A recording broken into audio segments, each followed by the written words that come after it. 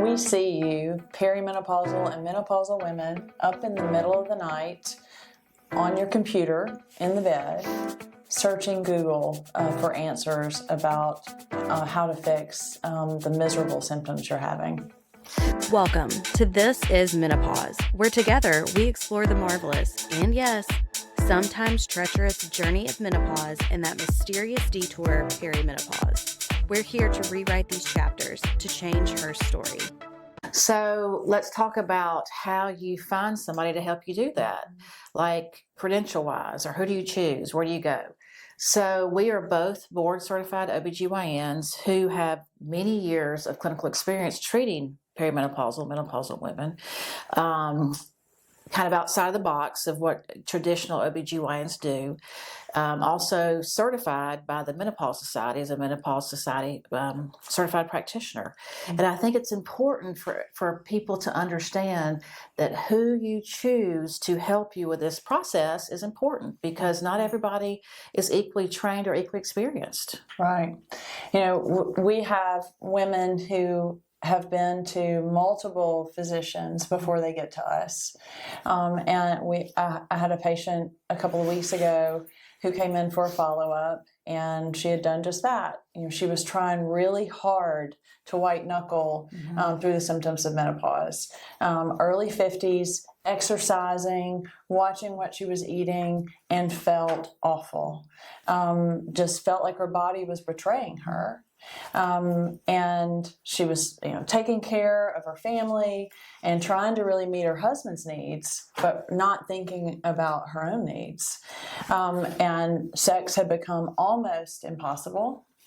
And she found us. She watched lots of videos and thought maybe I can find help there. And we talked a lot about our symptoms, and everybody's answers are different. Yeah. You got to find a provider who can help you unpack the symptoms and the options to develop a plan. And that's what we did. And a month later, she said that her husband wanted to come in and say thank you and meet us, because she already had so much hope.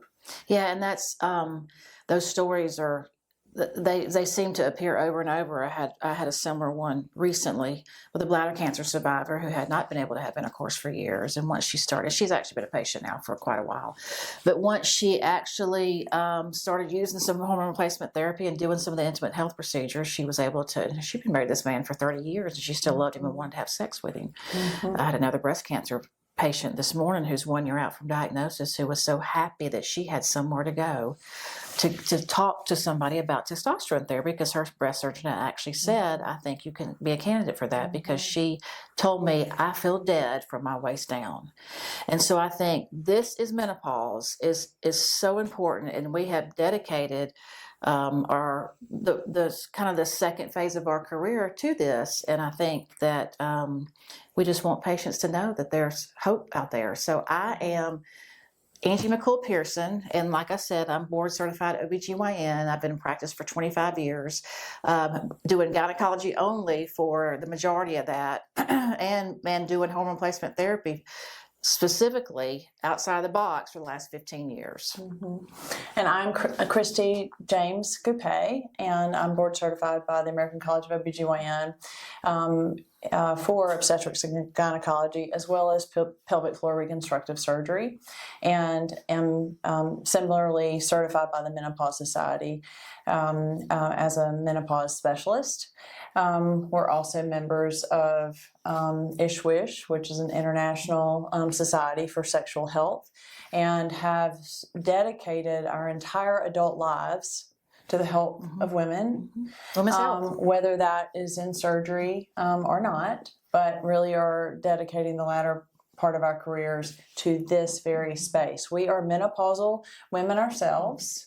We are wives, mothers, daughters, grandmothers, yes, the best phase of all. But we see you, and we understand. And This is Menopause, and a podcast as well as YouTube channel is dedicated to helping helping you through this.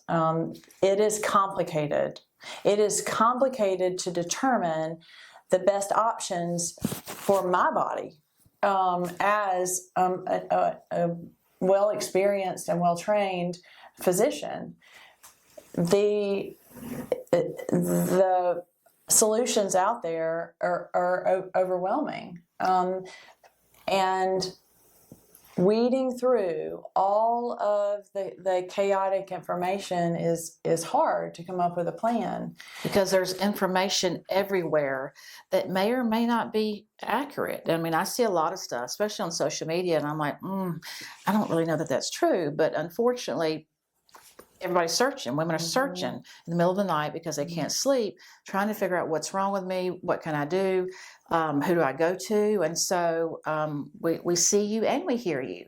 And so we want to be a resource, and we want to encourage and inspire. I see a lot of negativity on social media too when it comes to menopause, and that's not what we want to, portray. We want to know that this can really be a great phase, but it does take hard work and dedication. It does. It is complex. Well, I think in our own lives, we're really dedicated to trying to understand how to age well. And aging well is hard work, but it is so worth it. Peter Attia is a physician who made the suggestion that you picture yourself 20 or 30 years from now, and you start making decisions today for that person in 20 to 30 years. And it is hard work because our bodies do decline with age.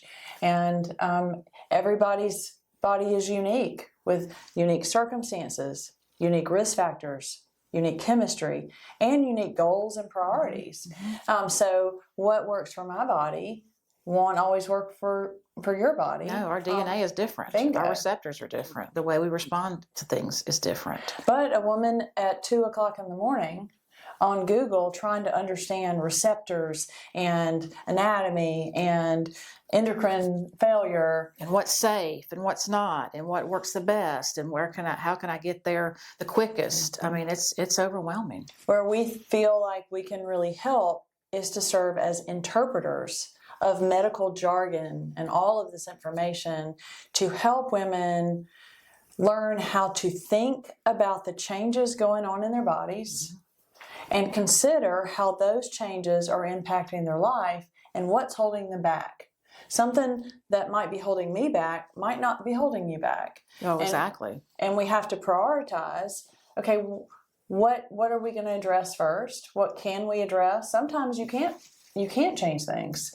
And you need to optimize the good and be less focused on removing something. But sometimes we can remove. When it comes to painful sex, oh yes, we have so many options that most women aren't aware of. Now it's frustrating. The third-party payers oftentimes don't cover some of those solutions, but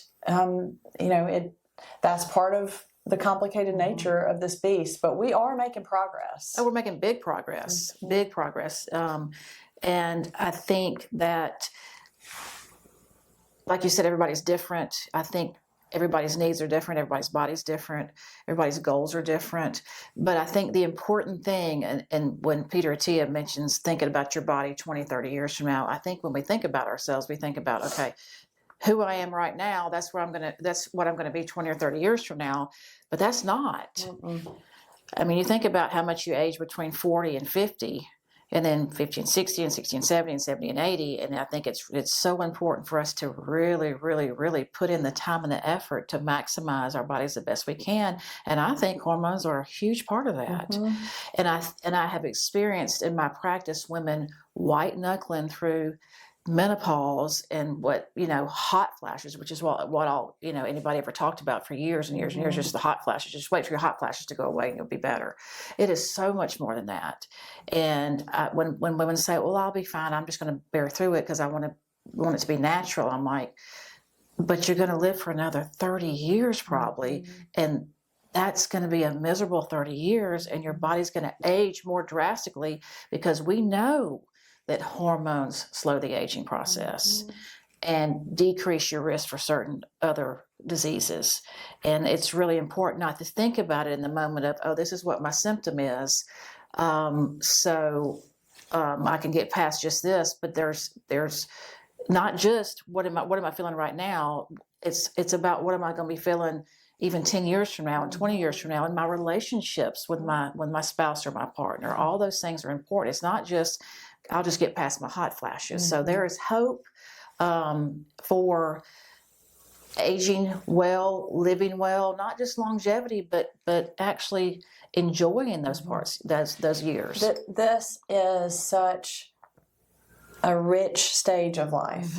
Once you get where we are, oftentimes women are more financially stable. They have lots of relationships and a network around them. So many grandkids, kids graduating. They have so many opportunities for joy. But if you feel like, as my patient said, your body is betraying you, there's no way to feel and embrace that joy because you feel awful. Oh, yeah. And so there is so much hope. And, hormone replacement is, we think, part of our essence. But there's a small percentage of women with that maybe non-hormonal options.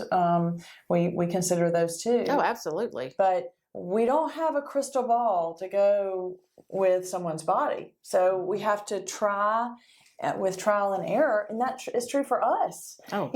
Over the course of this journey with This is Menopause, we'll share what we're doing ourselves and what supplements we take. And that is an ever-changing decision and process for us too, as we continue to, gather information, really assess what science is saying, what our clinical wisdom from experience here is saying.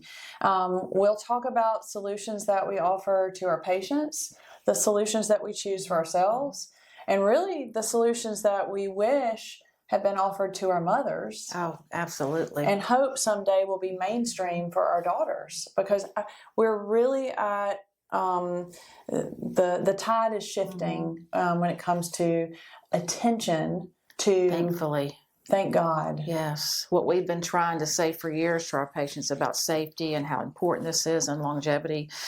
Now, lots of people are saying it, and they've reviewed all this literature that has been so negative for the patients for so many years. And so we know that it's not just about sex. It's not just about, hot flashes. Hot flashes. It's not just about vaginal dryness, but it's about how you feel with your relationship and your mood and your self-esteem. It's like my poor patient this morning who's 51 and a year out from her breast cancer diagnosis, and that said she felt dead from her waist down. She said, I've never felt like this before. She said, that will impact her decisions in her own job. If she has interest in other things, maybe at this stage, it will impact whether she applies for a new job. So it impacts how you feel about yourself, how you interact with other people, and the decisions you make about your life. And we are not stuck. No. There's always hope. And I think women have felt hopeless, that they are stuck in these roles and stuck with these symptoms.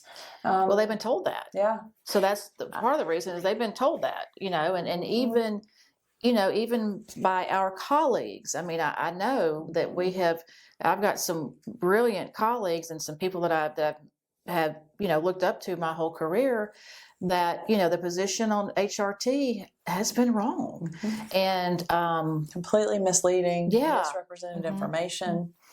One I alluded to earlier, we really want to help women learn to think about the changes going on in their body. And one of the things I'm so grateful for with the people who trained me, one in particular comes to mind, the WHI trial, which was the pivotal trial that changed prescribing habits throughout the world for hormones in women. That came out when I was in training. And one of my attendings, who I respect so much, taught me how to think and consider that information, and it impacted my career. I've been advocating for hormones since I came out of residency, which was 2003. So, but he taught me how to think and consider outside the box, and we want to pass that along to women about. Don't swallow everything whole. If someone tells you something, it doesn't make it true. Yeah, don't just swallow the headline, because headlines are sensational. And so you've got to get past the headline is never what you want to read. And even well-trained physicians and providers, those who have not been interested in studying this and diving into the details of this, may have misinformation to share. So those are things that we want to work through in this journey along with our patients, and we want you to follow along with us for the ride of our lives as we go through it with you. Follow and like us and subscribe on YouTube as well as this podcast. We have lots in store, so stay tuned.